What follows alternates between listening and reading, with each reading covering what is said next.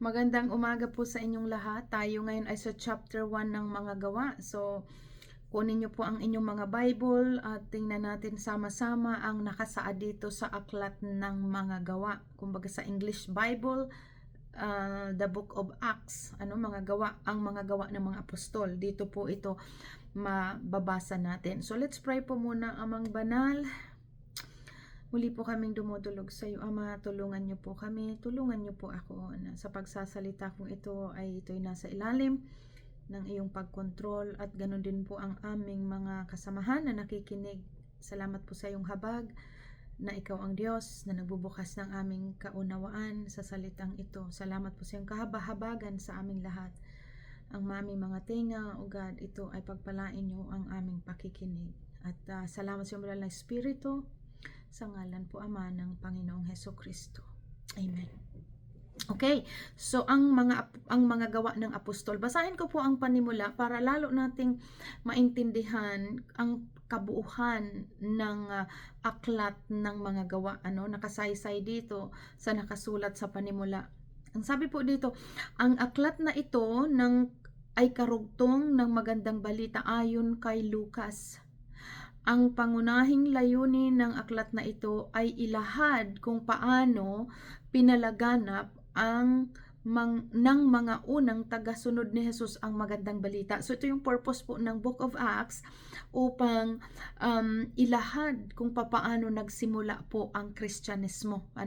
Sabi diyan, na nagsimula ito sa Jerusalem, sabi diyan. Sabi dito, kung papaano pinalaganap ng unang tagasunod ni Jesus ang magandang balita sa Jerusalem, sa buong Judea at sa Samaria hanggang sa dulo ng daigdig. Ito ang kasaysayan ng pananampalatayang Kristiyano na nagsimula sa bansang Hudyo. So diyan po nagsimula ang Kristyanismo sa bansang Hudyo hanggang sa naging isang pananampalatayang Kristiyano.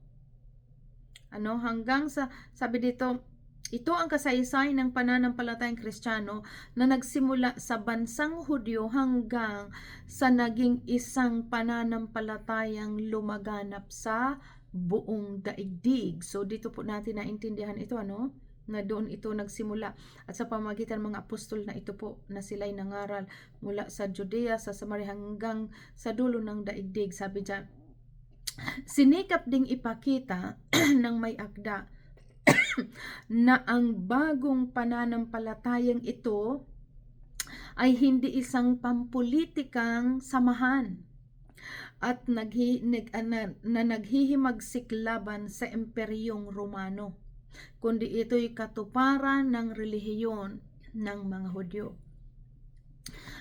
Ang mga gawa ng mga apostol ay nahati sa tatlong bahagi na naglalarawan ng pagpapalaganap ng magandang balita at ng pagtatayo ng iglesia. Una, ang pasimula ng Kristyanismo sa Jerusalem pagkatapos na umakyat sa langit si Jesus. So yan po ang unang paglalarawan ng aklat na ito po. Ang panimula, sabi dyan, ng Kristyanismo sa Jerusalem pagkatapos na umakyat si Jesus sa langit. Pangalawa, paglaganap nito sa iba't ibang panig ng Palestina, diba? Palestina, sabi dyan. Ang pangatlo, patuloy na paglaganap nito sa mga baybayin ng dagat Mediteraneo hanggang sa lungsod ng Roma. So ayan po, totoo po ito lahat, Mediterranean Sea, papuntang Rome, na kung saan, sabi ko nga po sa inyo, nadaanan ko ito nung kami po ay naglayag, nung kami ay nasa barko nung nakaraan. At ang sabi dito, ang binibigyan diin sa aklat ng mga gawa ay ang pagkilos ng Espiritu Santo na bumaba sa mga apostol at sa mga mananampalatayang natitipon sa Jerusalem noong araw ng Pentecostes.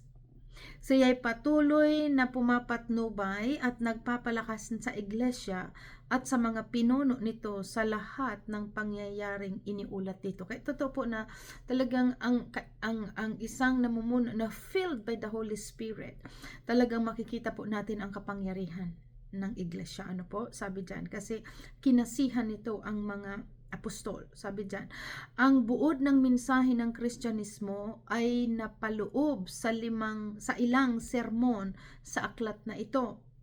Sa pamamagitan ng pagsasalaysay na nakatala sa aklat na ito ay ipinapakita ang kapangyarihan ng magandang balita sa buhay ng mga sumasampalataya at sa pagsasamahan sa iglesia. Totoo po, may kapangyarihan ang banal na aklat na ito sa mga sumasampalataya dahil ang sumulat dito ay ang mga apostol, na kung saan nakita po natin na pinatunayan ng banal na aklat na sila ay kinasihan ng Espiritu ng Diyos. Kaya habang binabasa natin ang Word of God na may pananalig, nakikita natin ang kapangyarihan nito sa personal na buhay natin. Totoo, may kapangyarihan po ito sa mga nananampalataya. Verse 1, chapter 1.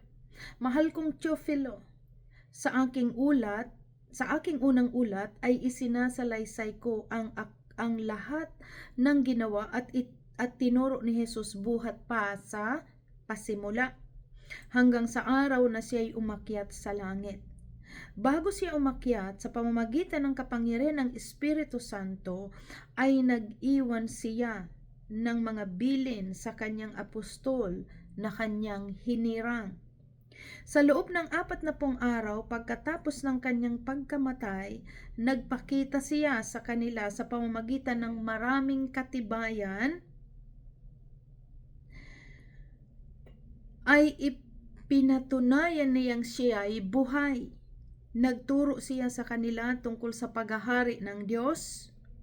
Samantalang siya ay kasama pa nila, pinagbilinan sila ni Jesus. Huwag muna kayong aalis sa Jerusalem. Sa halip, hintayin ninyo roon ang ipinangako ng Ama na sinabi ko na sa inyo. Si Juan ay nagbautismo sa tubig, ngunit di magtatagal at babautismuhan kayo sa Espiritu Santo. Ayan ano? Ayan yung malinaw na sinabi ng Panginoong Jesus bago siya umakyat sa langit. So ito po verse 6, ang pag-akyat ni Jesus sa langit. Nang magkatipon si Jesus at ang mga alagad, nagtanong sila kay Jesus, Panginoon, itatatag na po ba ninyong muli ang kaharian ng Israel? Sumagot si Jesus, ang mga panahon at pagkakataon ay itinakda ng Ama sa kanyang sariling kapangyarihan. Kita po natin, everything is, kumbaga, ay nakaprogram, nakapropesiya po ang lahat. Sabi dito, katulad ng sinabi ng Panginoong Jesus. Ang mga panahon at pagkakataon ay itinakda ng Ama sa kanyang sariling kapangyarihan at hindi niya na kailangan pang malaman ninyo kung kailan iyon. Subalit, tatanggap kayo ng kapangyarihang pagbaba sa inyo ng Espiritu Santo. At kayo'y magiging mga saksi ko sa Jerusalem, sa buong Judea, at sa Samaria, at hanggang sa dulo ng daigdig. Pagkasabi nito, si Jesus ay niakyat sa langit habang ang mga alagad ay nakatingin sa kanya at natakpan siya ng ulap. Habang sila'y nakatitig sa langit at siya ay iniakyat, may 2 lalaking nakaputi na lumitaw sa tabi nila. Sabi nila, kayong mga taga-Galilea, bakit kayo nakatayo rito at nakatingin sa langit? Itong si Jesus na umakyat sa langit ay babalik gaya ng nakita ninyo pag-akyat niya. So ayan po which is nakasulat sa Tesalonica na babalik ang Panginoon. Makikita siyang nasa alapaap. So katulad nitong pag-akyat sa langit, ganito makikita ng tao ang kanyang pagbabalik. Verse 12, ang kapalit ni Judas. Nagbalik sa Jerusalem ang mga apostol buhat sa bundok ng mga Olibo na halos 1 kilometro ang layo sa lungsod. Pagdating sa bahay ng kanilang tinutuluyan, umakyat sila sa silid sa itaas. Sila ay sina Pedro, Juan, Santiago, Andres, Felipe, Tomas, Bartolome, Mateo, Santiago na anak ni Alfeo, si Simon na makabayan at si Judas na anak ni Santiago. Lagi silang magkakasama upang manalangin kasama ang mga babae at si Judas na anak, lagi silang magkakasama upang manalangin kasama ang mga babae at si Maria na ina ni Jesus, gayon din ang mga kapatid ni Jesus. Makita po natin lagi silang sama-sama at continue silang nananalangin, sama-sama silang nananalangin. Itong mga apostol na ito kasama ang mga kababaihan at kasama dito sa mga kababaihan si Maria na ina ni Jesus at gayon din ang mga kapatid ni Jesus, kasi may mga kapatid po ang Panginoong Jesus kay Mary. After na may panganak ang Panginoong Jesus, muling nanganak si Mary na ang ama nga si Jose. Verse 15, makalipas ang ilang araw nang magkatipon ang may 120 mga kapatid, tumayo sa harap nila si Pedro at nagsalita. Mga kapatid, kailangang matupad ang sinabi sa kasulatan na ipinahayag ng Espiritu Santo sa pamamagitan ni David tungkol kay Judas na nanguna na dumakip kay Jesus. Si Judas ay kabilang sa amin at naging kasama namin sa paglilingkod. So, kung makita natin nakapropesiya, maging yung kaganapan kay Judas, nakapropesiya na po ito sa pamamagitan ni David. Verse 18, ang kabayaran ng kanyang pagtataksil ay ibinili niya ng lupa. Doon siya nahulog ng patiwarik at sumabog ang kanyang tiyan at lumabas ang kanyang bituka. So yan po ang naging kabayaran, naging parusa o nangyari kay Judas nung ipagkanulo niya ang Panginoong Jesus sa pamamagitan ng kanyang pagkagahaman sa salapi. At yung salapi na yon, binili niya ng lupa at kung saan doon din siya namatay. Dito sabi dyan, doon siya nahulog ng patiwarik. Sabi dyan, ang kabayaran ng kanyang pagtataksil ay ibinili niya ng lupa. Doon siya nahulog ng patiwarik at sumabog ang kanyang tiyan at lumabas ang kanyang bituka. Nabalita iyon sa buong Jerusalem, kaya nga't ang lupang iyon ay tinawag na Akeldama sa kanilang wika na ang kahulugan ay bukid ng dugo. Sinabi pa ni Pedro, nasusulat sa aklat ng mga awit, ang tirahan niya ay tuluyan ng layuan at huwag ng tirahan. Nasusulat din gampanan ng iba ang kanyang tungkulin. So lahat pong kaganapan, makita po natin ito from Genesis to Revelation, pinapaunawa sa atin ng salitang ito mula sa na hanggang sa pahayag na ang kaganapan po dito sa sanlibutan ito ay mga naisulat na. Naihanda na ng Panginoon. Kaya dito nakikita natin kung sino ang mananalig at maniniwala sa salitang ito, dahil totoo po na naiprophesy na ang lahat ng bagay ay alam ng Diyos dahil siya po ang nagprogram ng lahat. Kaya lahat dito mga sinasabi niya habang pinapaniwalaan natin, doon natin nararanas ang nakatotohanan ang salitang ito. Verse 21, kaya't dapat pumili ng isang makakasama namin bilang saksi sa muling pagkabuhay ni Jesus. Kasi sabi dyan sa kasulatan, nasusulat na dapat gampanan ng iba ang tungkulin ni Judas Iscariote na siya po yung nagtaksil. Kaya sabi dyan, kaya't dapat pumili ng isang makakasama namin bilang saksi sa muling pagkabuhay ni Jesus. Kailangan siya ay isa sa kasama namin sa buong magpanahong kasama namin ang Panginoong Hesus mula nang mabautismuhan ni Juan si Jesus hanggang siya ay umakyat sa langit. Bakit kailangan ganun po ang pinakita dito? Kasi kailangan alam talaga ng lingkod na papalit kay Judas ang kasaysayan ng patungkol sa Panginoong Hesus mula sa pasimula nung bautismuhan ni Juan, kasi dyan po nagsimula ang patungkol sa Panginoong Hesus.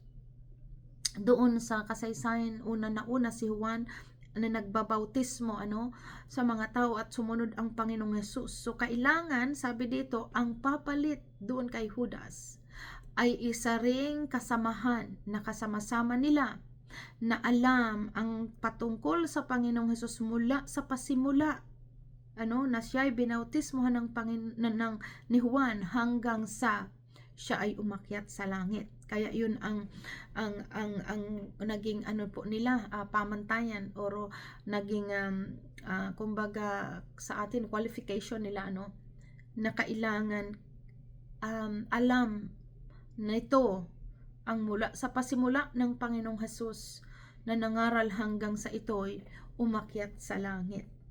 Kaya sabi diyan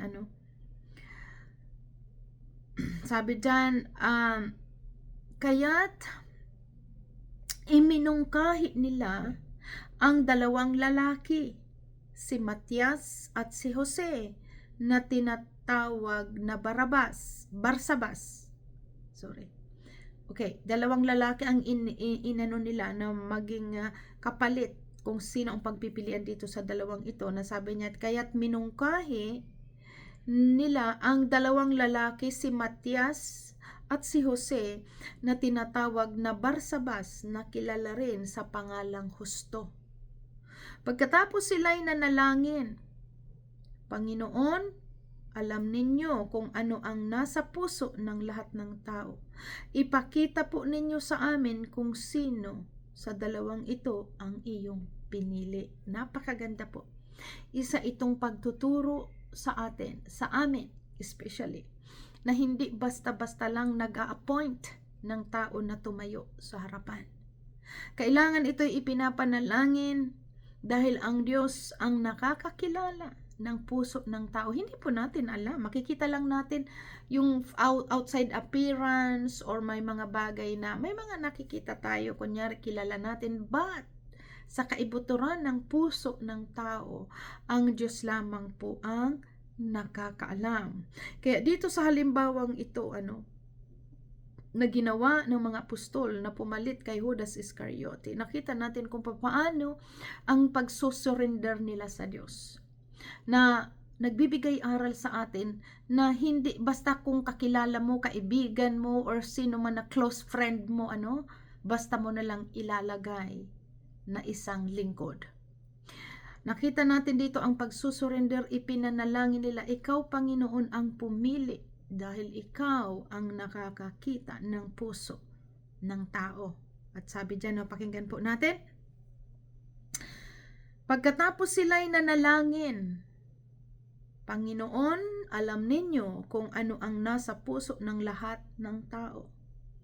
Ipakita po ninyo sa amin kung sino sa dalawang ito ang inyong pinili upang maglingkod bilang apostol, kapalit ni Judas na tumalikod sa kanyang tungkulin nang siya'y pumunta sa lugar ng nararapat sa kanya. Nagpalabunutan sila at si Matias ang napili, kaya't siya'y idinagdag sa 11 apostol. So ito po ang pagtuturo po sa atin talaga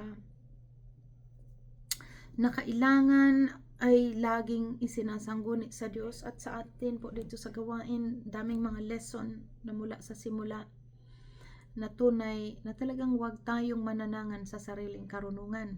Sangguniin natin ang Diyos sa lahat ng ating binabalak o ginagawa, at siya ang magtutumpak ng ating mga lakad. Lalo na po ito sa mga may katungkulan sa church. Tanging Diyos ang nakakakilala ng tao. At siya ang kumbaga naging halimbawa dito na talagang si Lord, idinadalangin natin sa Diyos kung sino ang mga karapat-dapat na mga maglingkod, at ito'y pinapakita naman ng Diyos. Ano po? At dito sa kanila, dinaan pa nga ito sa palabunutan, which is talagang tunay yung sabi sa Kawikaan, isinasagawa ng tao ang palabunutan, subalit nagmubuhat sa Diyos ang kapasyahan. No? So napakaganda po itong aral sa atin, mga pagpapaunawa, na tunay na talagang itong mga apostol, kinasihan sila ng Espiritu ng Diyos. Kaya nung sinulat nila ang kasaysayang ito sa bawat aklat, makikita natin na may kapangyarihan ito. Hindi ito tulad ng sinasabi ng tao na, tao lang ang sumulat. Totoo po, totoo. Totoo na ang sumulat nito, mga apostol, ano? At pero ang katotohanan sa kanilang pagsusulat, ito ay may kapangyarihan dahil ginawa nila ito sa ilalim ng kapangyarihan ng Espiritu ng Diyos. Kaya sa atin, tulad ng sabi ko nga, sino ang naniniwala dito na ito'y katotohanan? Tayo. Tayong mga nakakaranas ng kapangyarihan ng salitang ito. Dahil ang salitang ito, although makikita natin aklat, pero ang bawat bersikulo dito na pinanampalatayanan mo o pinaniwalaan mo, tunay na nakikita mo ang kapangyarihan nito sa iyong buhay. Personal natin itong experience. Kaya tayo nakakapagsabi na totoo ang salita ng Diyos.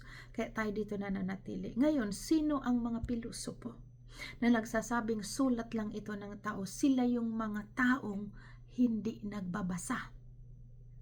Kaya nila nasasabi na ito'y gawa ng tao, wala itong kapangyarihan dahil talaga hindi nila pinanampalatayanan. Nasasabi nila, kaya ini-ignore nila ang Biblia kasi ang tingin nila dito'y aklat lang. Kasi tunay po ayon sa salita ng Diyos, ang nakakaunawa lamang nito ay ang tao din na nasa ilalim ng Espiritu ng Diyos. Kaya kailangan ang tao makita ng Diyos ang pagpapakumbaba, ang pananampalataya, at doon po siya nakapaparana sa tao. Kaya tayo makita natin bakit nananatili tayo sa Word of God. Kasi nakita natin na may kapangyarihan ito. Hindi ito kwento-kwento. Kaya naninindigan tayong this is the Word, there is a power in the Word. Dahil kita natin ito sa personal ng ating buhay. Pinagpapala tayo, may kapayapaan tayo, nakalayo tayo doon sa mga bagay na akala natin hindi natin ma-overcome ng mga kasalanan natin, mga kahinaan ng ating laman, lahat ng mga bagay na makamundo na overcome natin dahil sa pagsunod sa salitang ito. At doon, ito ang patunay na may kapangyarihan ito. Dahil talaga po hindi natin kayang baguhin ang ating mga sarili. Dahil nandito tayo sa ibabaw ng mundo. Samot-saring mga temptation, samot-saring mga kaguluhan, lahat na andito. Pero, nung sinunod natin at binaybay natin ang verse by verse, pinaniwalaan at isinasabuhay ang ating naririnig mula sa salitang ito, tunay na doon natin nararanasan ang kapangyarihan ito. Kaya doon natin napatunay, no wonder. Bakit ang tao hindi nananalig? Bakit hindi nararanasan ang Diyos? Kasi hindi nila pinapakinggan ang utos ng Diyos na basahin ninyo ang banal na aklat upang magawa ninyo ang mga nakasa dito. Sabi pa doon, basahin ninyo ang banal na aklat na ito araw at gabi upang magawa ninyo ang lahat ng nakasaad dito at kayo'y magtagumpay at managana. So napakalinaw po, and continuous lang kayong magbasa dahil sabi ng Panginoon, the more we seek God, the more we find Him. Habang lumalalim ang ating pag-aaral, continuously pagbabasa, dito natin nauunawaan ang patungkol sa Diyos. Dito natin naliliwanagan. Dito binubuksan ng Diyos ang ating kaisipan at lubos natin siyang nakikilala. Dahil ayon sa kanyang salita din, masusumpungan siya ng taos-pusong naghahanap sa kanya. Amen? So, dyan po tayo magtatapos. Continue to read the Word of God. Gusto mong makilalang lubos ang Diyos. Sa pamamagitan ng salitang ito po, dito nagpapakilala ang Diyos. At habang nakikilala mo ang Diyos, doon mo masusumpungan na talagang dito masusumpungan ang lahat ng kaligayahan. Tunay na kaligayahan, tunay na kapayapaan, tunay na tagumpay. Dito po nagmumula sa salita ng Diyos. At mga personal experience po natin yan. Kaya patuloy natin na itong isinishare na ang tao talaga po ay matuto na maniwala sa salitang ito. At patuloy nating idinadalangin ang lahat na tumanggap ng Espiritu ng Diyos na paniwalaan ang kanyang salita. Amen? So, purihin po ang Diyos. God bless everyone. At Merry Christmas po sa inyong lahat. At ayan, yun lamang. God bless. Bye-bye. Magbasa kayo ng salita ng Diyos. Continuous. At kayong mga nagbabasa, I guarantee and we know na tunay ang mga sinasabi nito na dulot sa ating buhay na kapangyarihan. Amen. God bless. God bless. Bye.